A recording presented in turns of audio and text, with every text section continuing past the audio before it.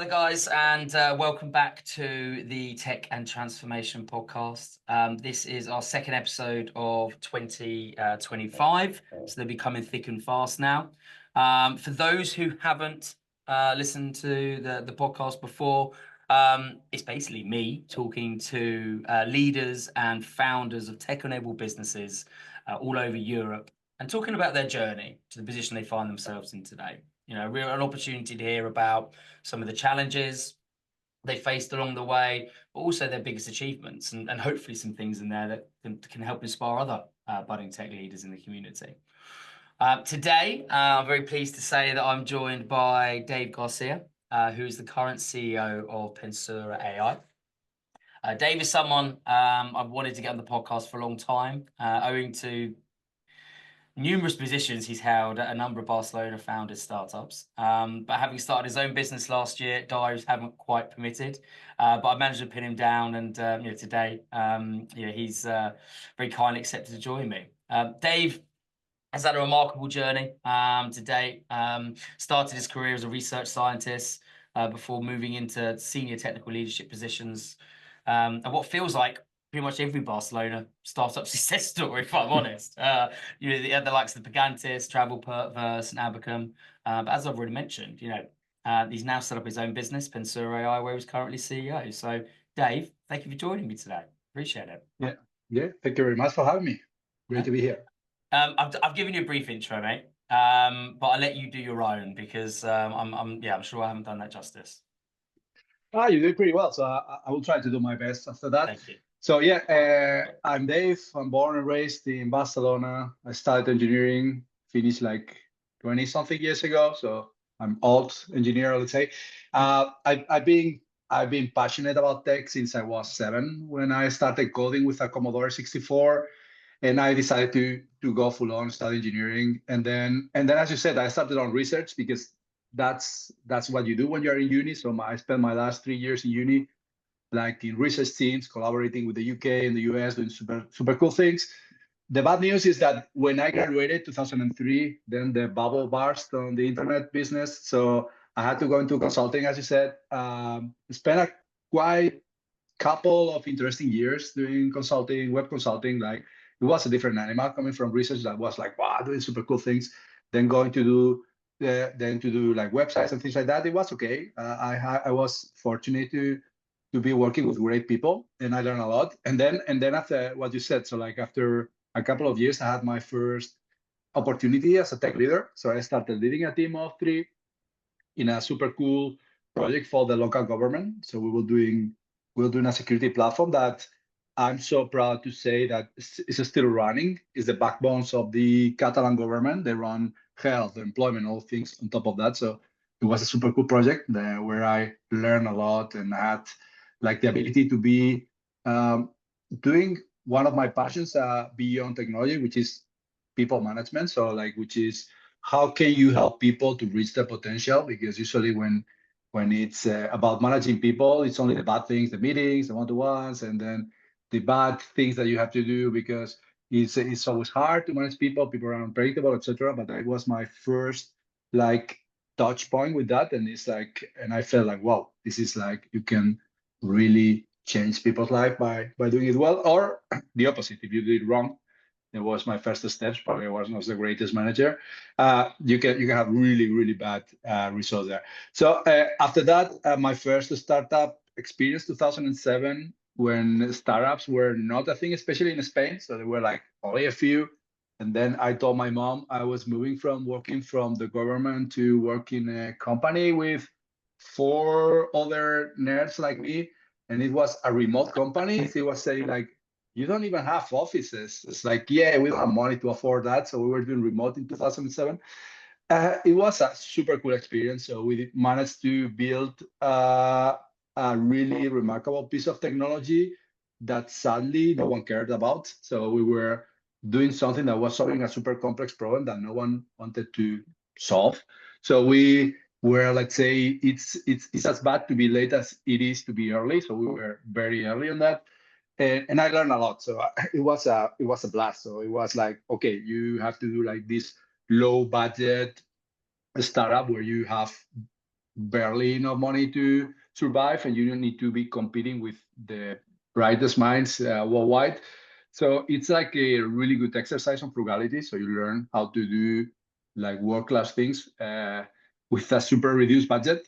Sadly, it didn't work, but it gave me like superpowers when it comes to be frugal, be able to deliver on really tight budget, and it made us like I'm still really good friends with all my peers there, and they became like superstars of the industry, like top players in worldwide. Like it was a really good experience. But after that, I said, okay, let's go do something different. And then I went, as you said, to my first international experience, because before it was very local. It was either a Spanish startup or it was local government. It was my first company. It was a French company with an international team, and we were doing finance. So we were doing loan service for individuals.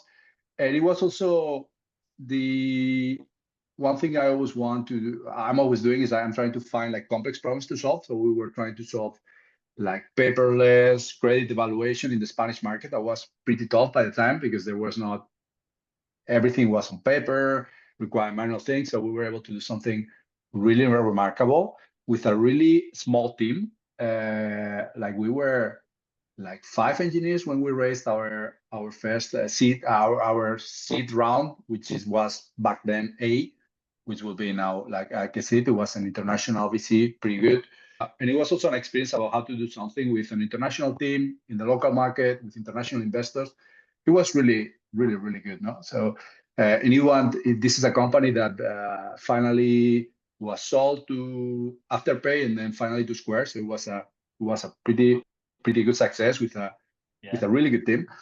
Yeah, and after that, well, actually during that, I thought being a CTO is cool. I love technology, I love people, but I want to go beyond that. I want to also be part of the business, because if you just get technology isolated from business, you are missing a big chunk of the of what is actually going on, right? So you as a tech leader need to be able to understand and to influence business. Sometimes we think that, oh, I'm the CTO, I just need to be in my place, I just need to make sure technology works, people work, that's it. No, but when you are not connected to the rest of the company, and when you are not connected to the rest of the business, there is this isolation where either technology doesn't get the importance it needs, or either you don't understand what is the big picture. So I said, okay, full on, I'm going to study an MBA. So I studied an MBA. I wanted to understand what is beyond that. And I got fascinated by marketing, by sales, like an engineering selling, like, wow, what's going on? It's actually what is paying salaries. So it's very important. So you really understand how this thing goes, so you can give your salespeople ammunition. And finance. So you need to be financially sound. Otherwise, you can have the best technology, but if you cannot support the unit economics, you cannot support the growth, you are going to be dead. No. So I went there, I studied that, and after that I said, okay, I want to do something different. I want to go international. So I moved to the UK. Actually, I moved to sunny Scotland to join Skyscanner, a company that I loved, and I joined as well. Ended up being called Marketplaces. So we wanted to move from being the most beloved search engine in Europe to become a marketplace where you can buy everything, not just search. It was an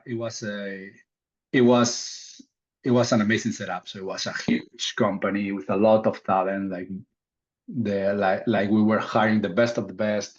We were having like super hot hubs in the UK, all across Europe, even in the US.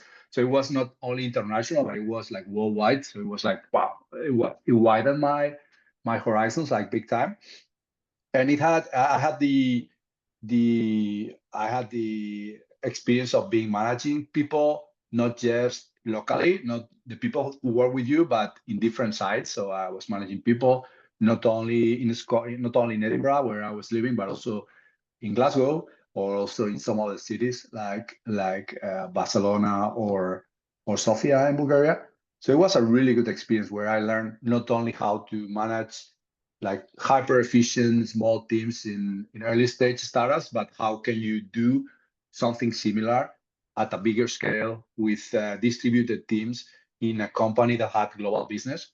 So it was like mind blowing. So you get exposed. I was coming from like the small volumes, like small Spanish startups, to being to this huge global behemoth where millions of people were like using it every single day. No, I remember going through the airport security with the Skyscanner stickers on my computer, and it was like, you felt like a superstar. Like people like the security control. You work at Skyscanner? Yeah, I love it. I'm booking my holidays with them. It was great. No, I spent almost 2 years there. We built really good things. So we managed to deliver our marketplace solution. Then I started working with the folks in flights, car hire. So it was really a blast. And then we got acquired by Ctrip, the huge Chinese company. And then I decided I wanted to do something different. So I started exploring options, and I found a small company called Travelperk in Barcelona. It was not. Now when I tell people, they think it's a joke. It was actually small. It was a small startup in a flat in the center of Barcelona, in Rabat, for the ones that know Barcelona. And it was the opposite. So I was coming from all the glamour and all the huge global company that Skyscanner was, to this tiny startup where we were having arguments about using the toilet. So it was like day and night. But I felt something very, very special about that, about the founders, about Avi and Javi, and about all the stuff, and about what they were trying to build. And I felt in love with the company. I said, I think there is an opportunity to build something really global and remarkable here. So I said, yeah, why not? And my mom again told me I was crazy, but yeah, it's all right. She loves me anyway. So we moved back to Barcelona. We started working there, working super hard because people were saying like, yeah, but you know what? Expedia is going to do it. Skyscanner is going to do it. You're going to die. So I always love when people tell me I'm not going to make it. So it's like my fuel. I say, okay, let's talk in a couple of years. So we started working really hard. We started hiring really, really, really good people. Uh, and if you keep pushing, eventually you get through. And then we started raising money and getting customers and getting business and hiring better people. And then it's like this circle where you get bigger and bigger. And then all of a sudden you check and you are 1,000 people and say, whoa, what happened? We were 10 people in a flat. Now we have 4 floors in the Akbar Tower, which is this big marathon in Barcelona. And then we are famous all of a sudden. Like, wow, what's going on? No? Then it becomes too big. And then 3 years down the line, I said, okay, I want to do something different. I love working there. I love the team. I love that. But then the scale was too big for me. Like I'm more like a small scale animal. I say, let's go back to something smaller. And I went to Bears, again to fintech. I talked to the CEO back then, Bernardo, who is now my co-founder in my current venture. And I felt in love with what they were solving, which was like the Spanish Venmo. And I felt that, again, the same feeling I felt at Troutberg, that they were something special. I met with the team, I checked the product, I check what people felt about that, like the users, and I felt something very special. No? We had like an Instagram account with 1 million followers, which is huge. Like 1 million people, like liking every tiny thing you post there, no? And then 1 million users, like was huge. No, it was in Barcelona. You were telling, yeah, I work at Bears or Madrid. It's like, wow, that's pretty cool, no? And then I felt this thing again. We started working, and then 3 months, 2 months on the line, COVID hit, and it's like, oh no, it's the end of the world. What are we going to do? We're a payment company, which our main feature is splitting payments, and people are isolated. What are they going to split? So we use we use the opportunity to say, yeah, well, then let's become something else. Let's become something bigger. And then we started saying, what do people need now? They need banking. Do they have banks? Maybe in the UK they have Monzo, they have Revolut. We don't have many cool banks here. Revolut was starting, but not where I think so. We thought, let's build a bank for the new generation, and then we started doing that. So we got the MasterCard license, and we started integrating a car. We integrated payments, we integrated money transfer, we integrated all these kind of things that you needed. And then it became a success. So it was successful, but then it became even bigger. People were using it more, it was more stickier. And then we got acquired by Square to be integrated as part of Cash App in the US. and it was also a blast. So it's like, wow, it's like, this is probably the coolest fintech on earth, like that they are interested in you. And then you talk to them, it's like, wow, they're super cool. Do you want to work with these people? I say, yeah, of course.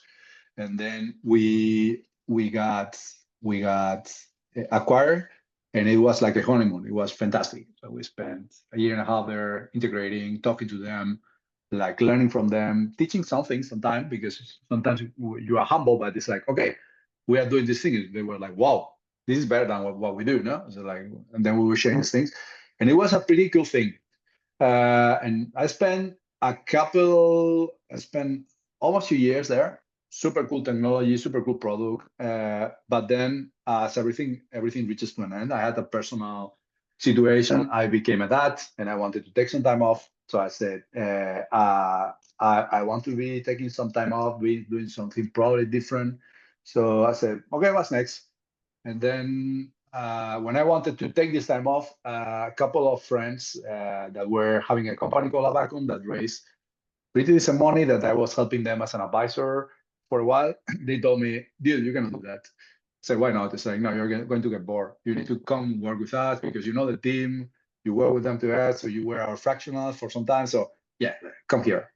And yeah, I'm weak, I suppose. And then they managed to convince me. And then I joined the team, and it was something totally different from what I did before. So I was coming from fintech, and this is pure finance. No, it's like, wow, that's a very niche software, no?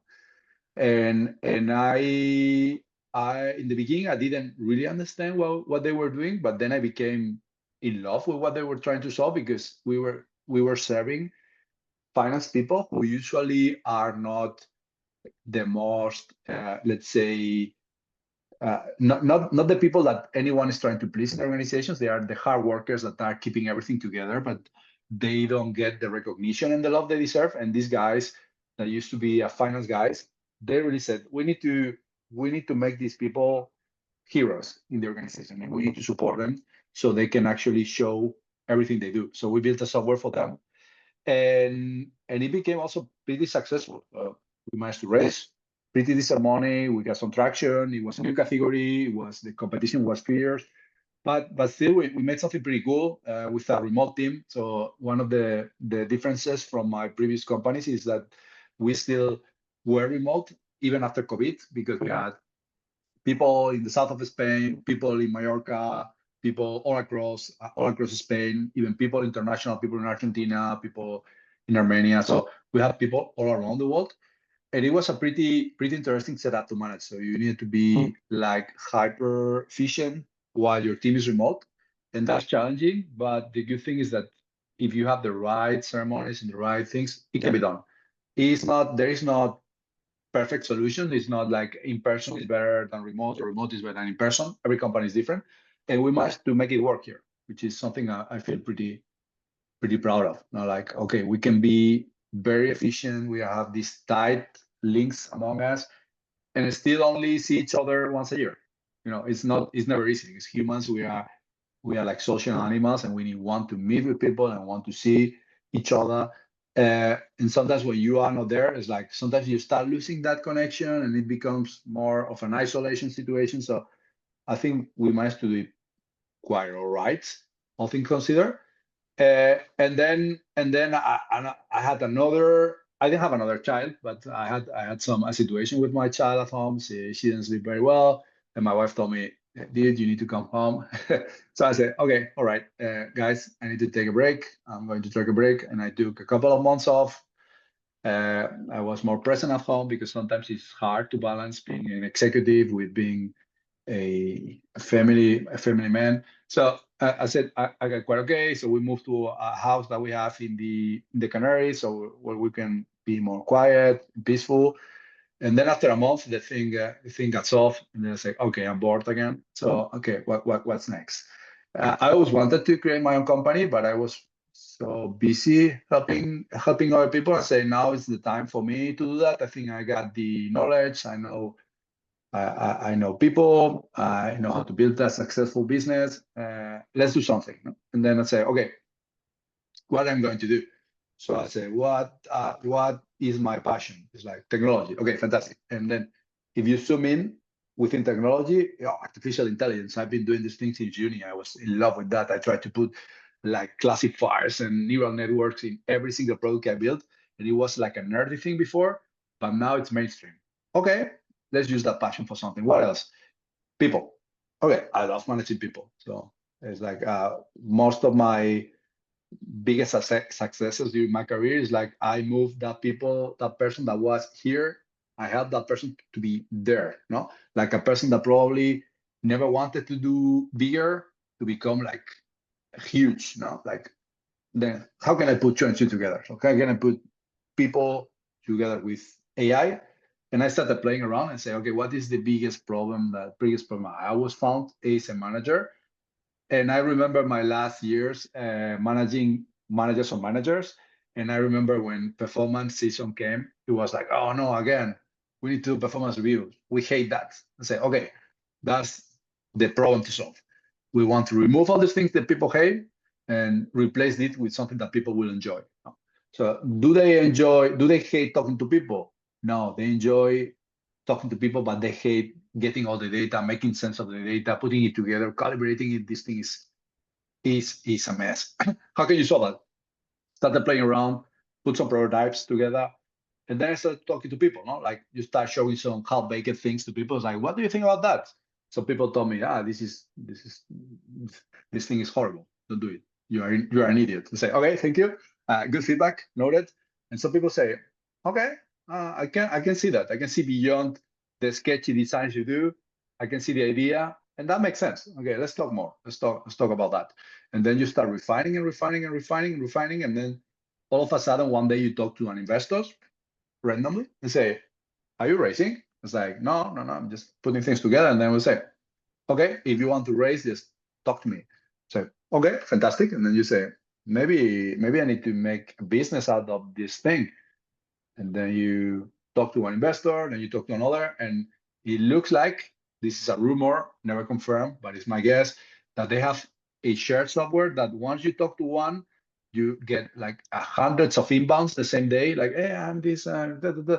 And then all of a sudden you get like 20 meetings a week, and then you start talking to people, and then it's 50-50. 50% of them tell you it's never going to work, and 50% of them are excited. This is the thing about humans, right? That is not right or wrong. Uh, and then all of a sudden you start pitching, and then step by step, I managed to fool my co-founder, who used to be my CEO at Verse, to join me. And then I managed to convince a couple of investors. And then I was pitching to some of my former engineers at some of the companies.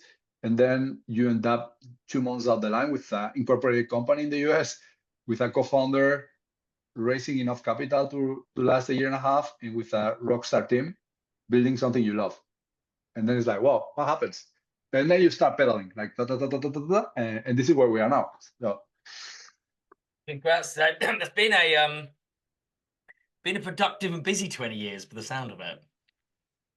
yeah, they were. I think I need to take some holidays, but probably 5 years down the line.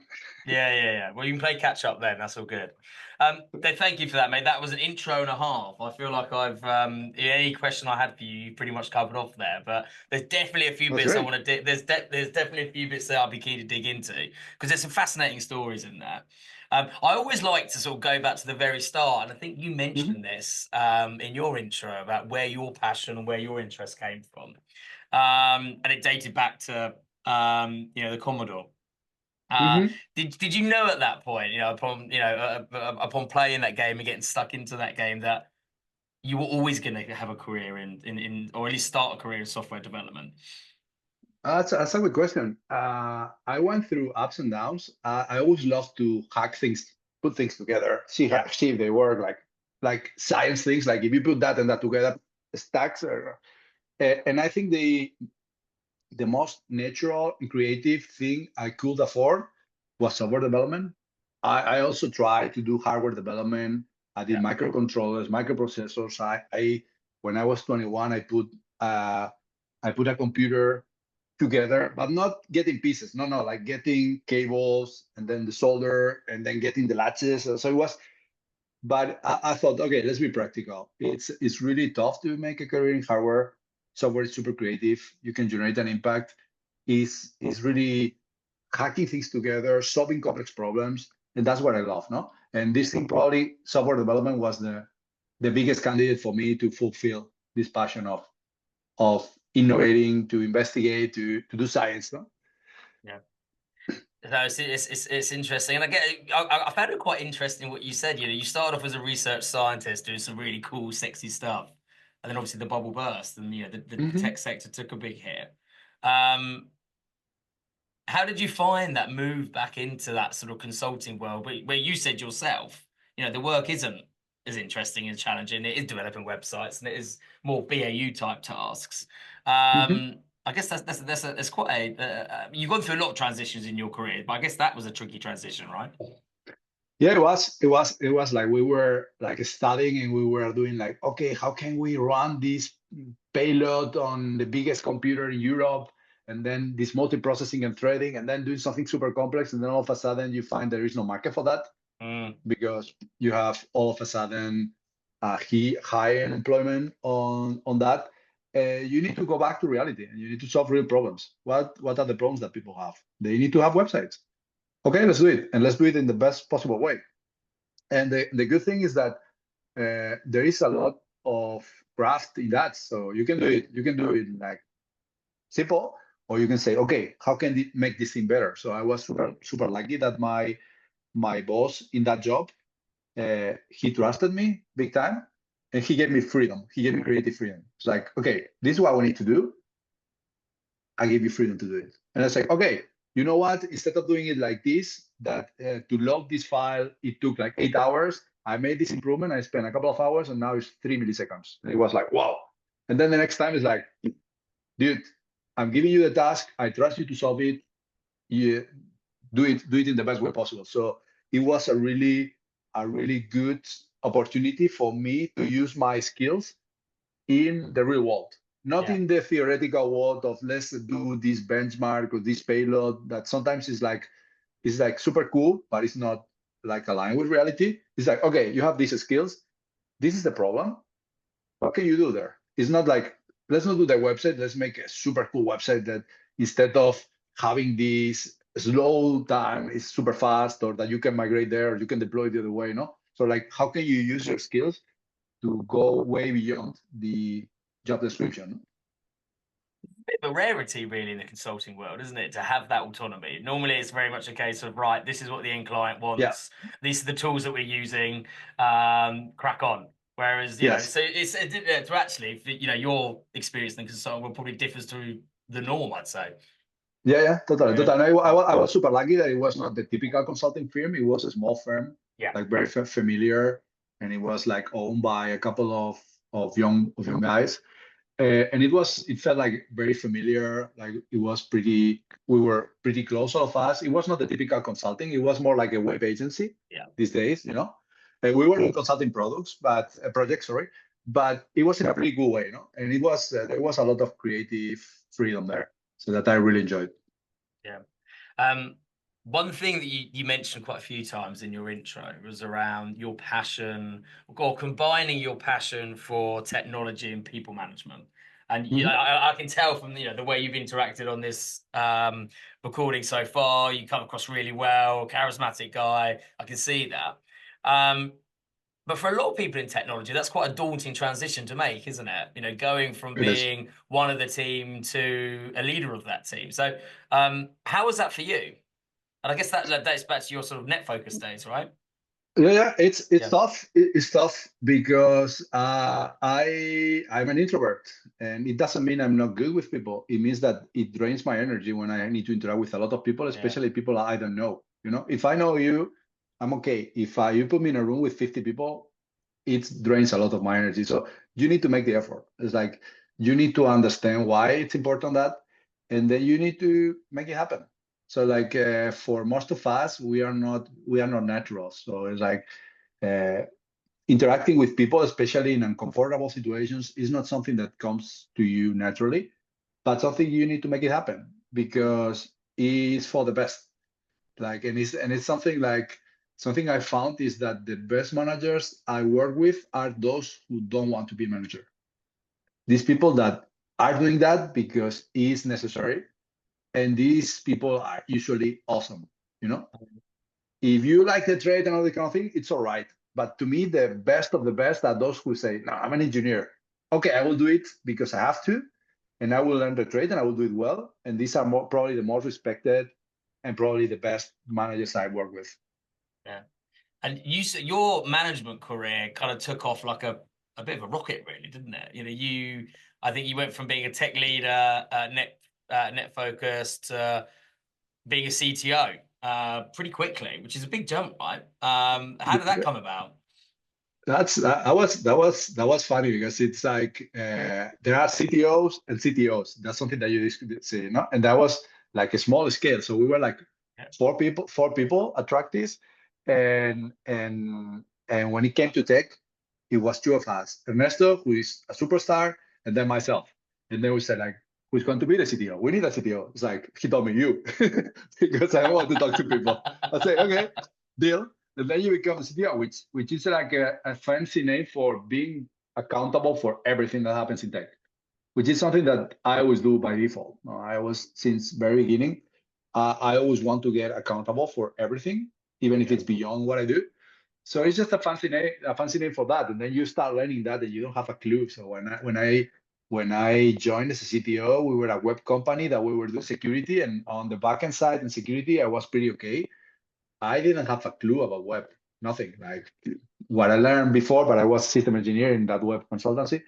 So I had to learn Ruby on Rails like fast. Like, okay, you have a weekend to learn Ruby on Rails. Like I was super bad after that weekend, but at least I understood what was going on. No? So you always need to be learning and adapting and changing things. So it was a super positive experience, but it's like, you're on your own, dude. Like now you're the CTO. Okay, what do I need to do?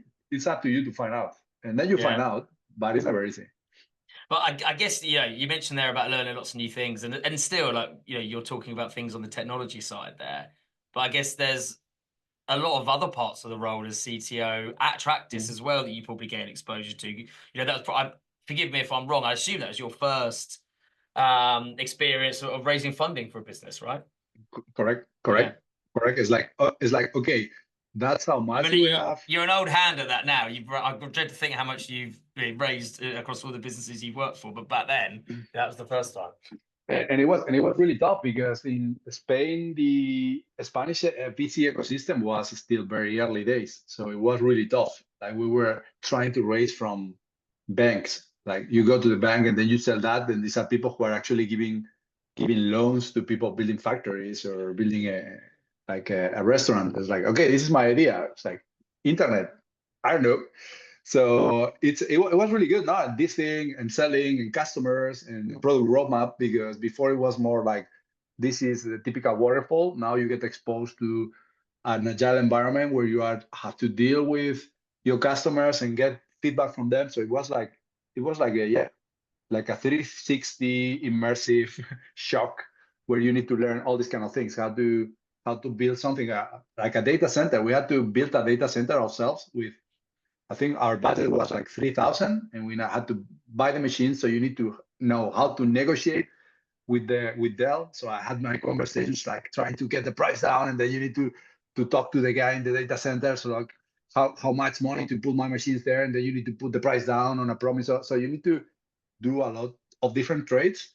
But this I think is part of the beauty of the startup, right? That you need to do pretty much everything yourself, and it's your responsibility. Do what you want, but it's on you. You don't have anyone telling you how to buy like server machines or to negotiate a discount in the data center because you really don't have money to pay for what they're asking for.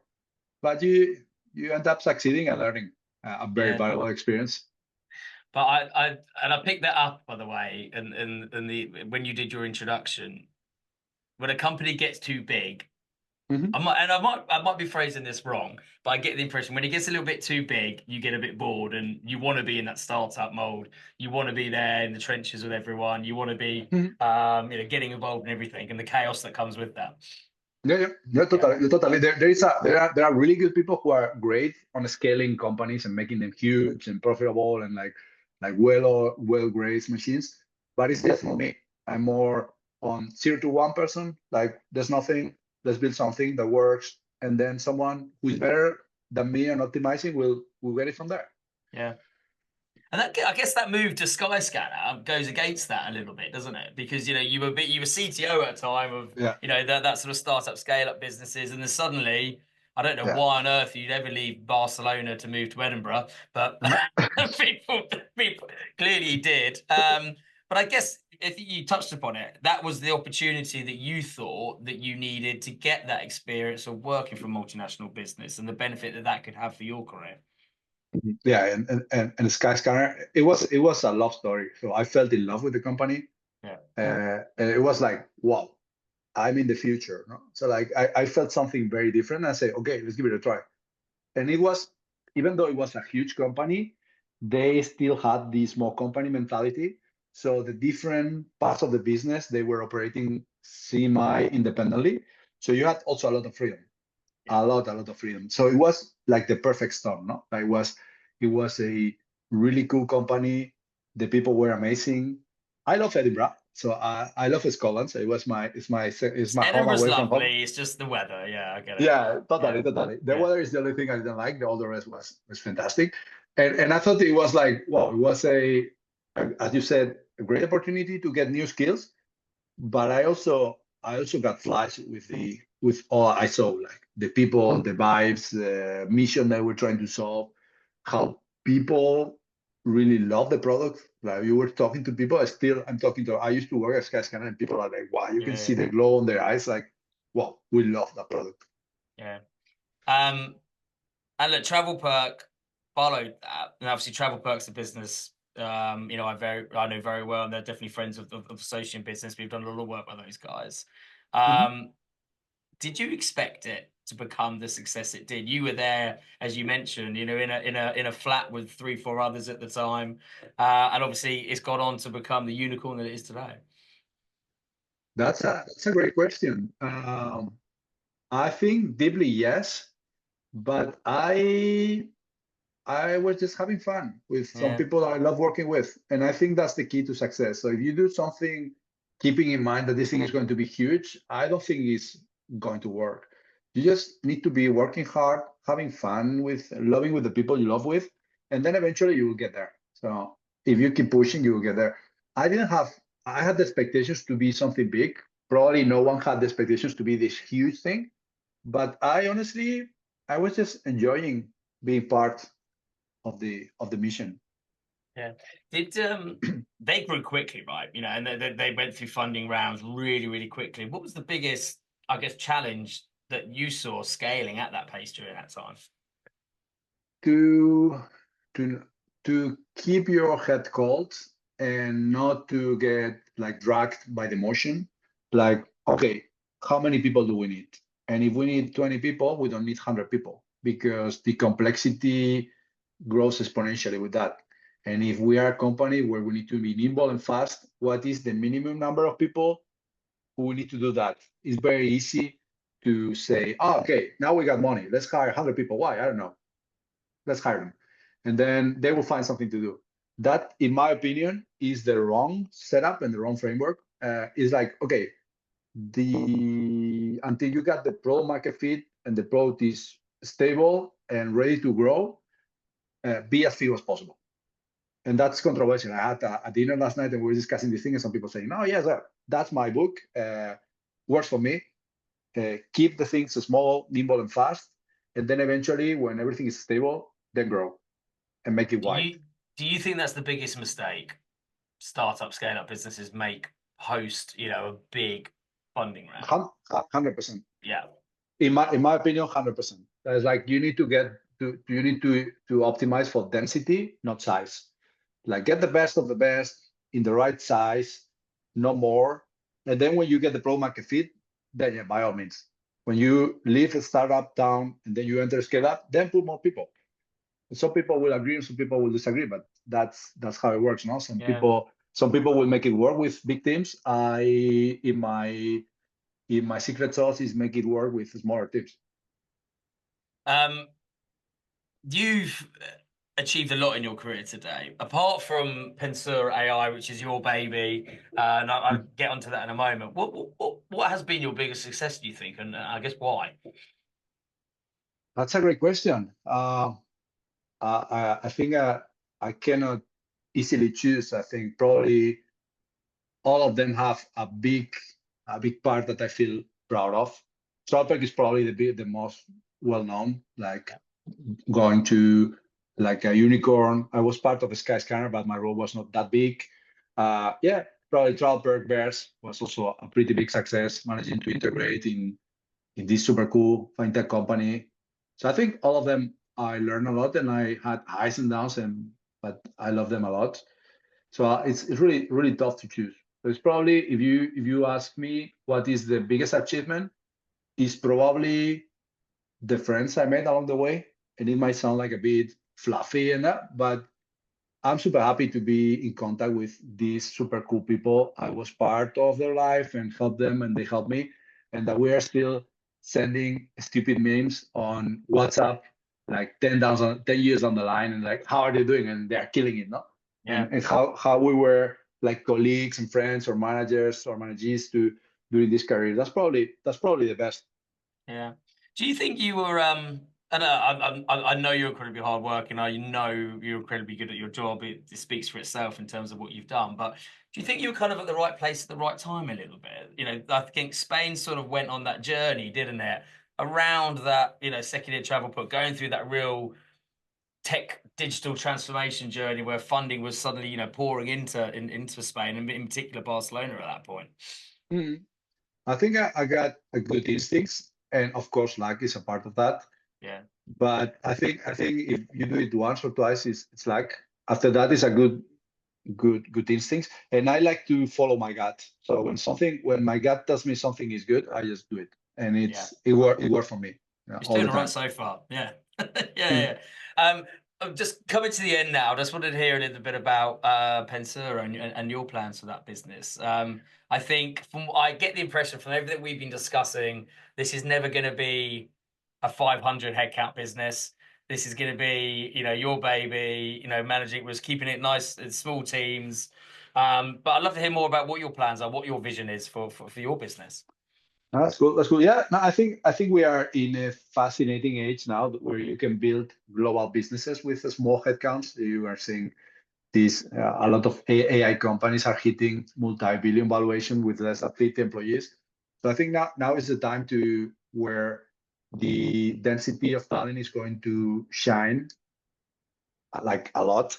And I want to stay small, but only in size, not in Yeah. ambition. So well, we want to build a huge movement around the company, but we want to build it in a way that we don't need to have hundreds of people doing that. We want to Yeah. leverage technology to do that.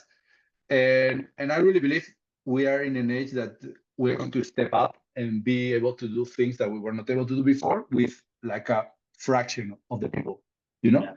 So I think the technology is not going to substitute people, but empowering people. And now you can see like huge increases on productivity with Cursor, which I love, by the way. If you don't use it, guys, use it. It's fantastic. I don't like VS Code, but I'm still using it because it's fantastic. I think if we keep on advancing around these technologies, what humans are going to be able to do in the next 10 years is going to be really remarkable. So, and I think companies like this thing that they say the first $1 billion company with a single employee was already built. It's not mine. I already have 8, but probably we're going to be nearby that. That's at least that's the ambition, to build something super big with a really solid group of people, which in the end is not going to be, I don't think we are going to have less people working. I think we're going to do more things.